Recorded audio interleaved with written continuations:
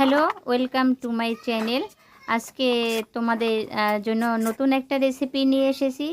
রেসিপিটা হলো সমুদ্রের মাছ পাতায় ভাজি। এর আগে একটা রেসিপি আমি তোমাদের এই আমার চ্যানেলে আছে, সেই একই মাছ আমি রসা করেছি। এখন এটা আমি কলা পাতায় ভাজি করব। তো যার জন্য এখানে কাঁচামরিচটা কেটে নিচ্ছি, সাথে পেঁয়াজ কেটে নিচ্ছি দেখো। আর আমি একসাথে আলু কুচিয়ে নিয়েছি আগের থেকেই, আর পাতাগুলিও আগের থেকে এনে রেখে দিছি। হ্যাঁ, তো এখন আমি মাছটা আগে থেকে গরম জল আর লবণ দিয়ে ভালো করে ধুয়ে রেখে দিছি। এখন আমি এটার মধ্যে লবণ, হলুদ আর গুঁড়া মরিচ আর সামান্য তেল দিয়ে মাখামাখি করে নিব।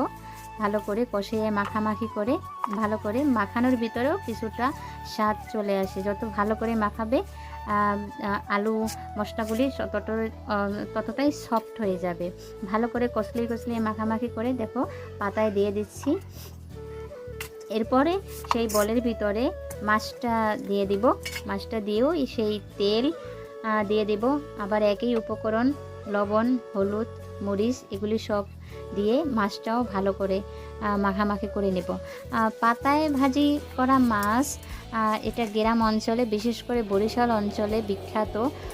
শুধু পাতায় শুধু মাছ ভাজি না, পাতায় অনেক কিছু তৈরি করে। তালের পিঠা, মাছ ভাজি, পাটিসাপটা পিঠা ভাজি, মানে কি বলবো, অনেকগুলি আমি বলতেও পারছি না। কলা পাতায় এমন কোনো রেসিপি নাই যে তৈরি করা যায় না।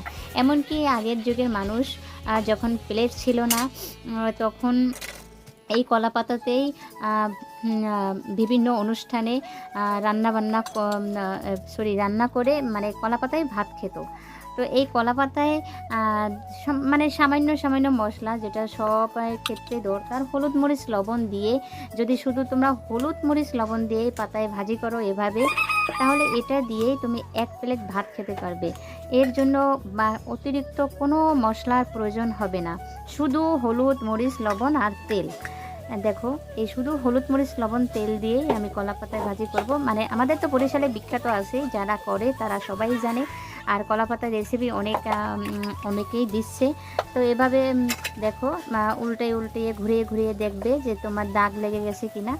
হ্যাঁ, সেটা খেয়াল রাখবে যে পিছনে দাগ লেগে যায় কিনা। আর একটু দাগ লাগালে না ভালো হয় খেতে। কাঁচা মানে যদি একটু দাগ লাগে তাহলে এটার একটা স্বাদ অন্যরকম হয়। আর যদি দাগ না লাগে তাহলে অতটা স্বাদ হবে, কিন্তু কেমন জানি একটু দাগ লাগলে। তো এভাবে আবার দেখো, মানে উল্টানো রেসিপিটা আমার হয়নি।